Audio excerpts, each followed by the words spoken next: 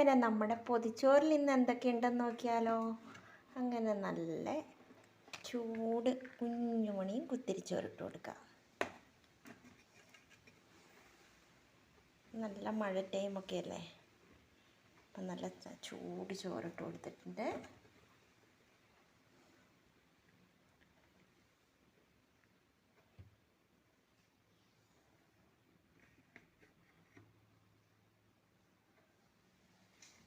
പിന്നെ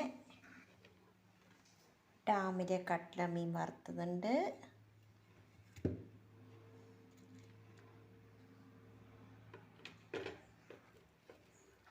പിന്നെ നാടൻ കോഴിമുട്ട വറുത്തതുണ്ട്.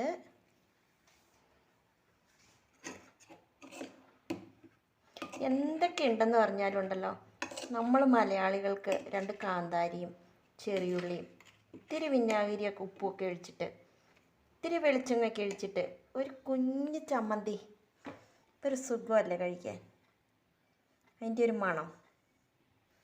അങ്ങനെ ചമ്മന്തി വെക്കുമ്പോൾ എപ്പോഴും പറയൂ കേട്ടോ, എനിക്ക് കുറച്ച് പോരാ, കൂട്ടുകാരൊക്കെ കൈയിട്ട് വരും, കുറച്ചധികം വെക്കണേ. അങ്ങനെ ചമ്മന്തി വെച്ച് കൊടുത്തിട്ടുണ്ട്. പിന്നെ എന്താണെന്നറിയോ, പിന്നെ നല്ല കപ്പപ്പുഴുക്കാണ് കേട്ടോ. നല്ല മഴ ടൈമിൽ ഏറ്റവും കൂടുതൽ മലയാളികൾക്ക് ഇഷ്ടമുള്ള കപ്പപ്പുഴുക്ക്. അത് നല്ല കടുകൊക്കെ വറുത്ത് നല്ല ടേസ്റ്റോട് കൂടി കിട്ടുമ്പോൾ അതിൻ്റെ ഒരു ടേസ്റ്റ് ഒന്ന് വേറെയല്ലേ.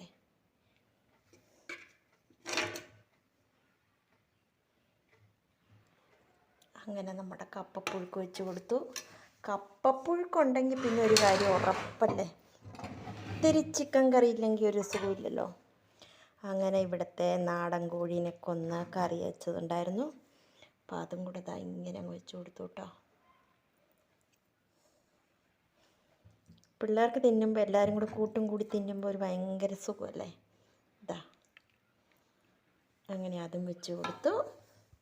ഇനി എന്താണെന്നറിയണ്ടേ, ഒഴിച്ചു കൂട്ടാനായിട്ട് പ്രിയപ്പെട്ട കറിയാണ് കേട്ടോ. എന്താണെന്നറിയോ, മോര് കറി.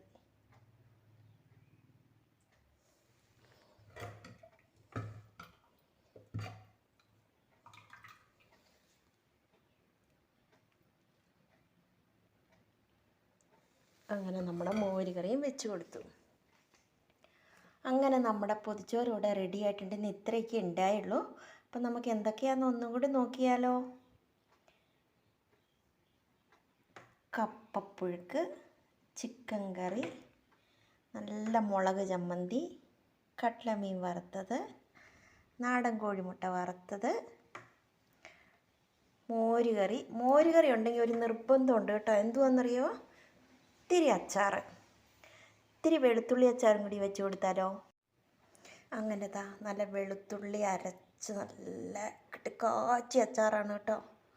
അത് നമുക്കിത് ഇവിടെ വെച്ച് കൊടുക്കാം. വെളുത്തുള്ളി തൊക്കച്ചാർ ഉണ്ടാക്കിയിട്ടുണ്ടായി ഞാൻ. അങ്ങനെ അതും ഇവിടെ റെഡി ആയിട്ടുണ്ട് കേട്ടോ. കണ്ടല്ലോ, അപ്പോൾ എല്ലാവർക്കും ഇഷ്ടപ്പെടുന്ന സാധനങ്ങളാണിന്ന്. അപ്പോൾ എല്ലാവരും വായു ചോറ് കഴിക്കാൻ.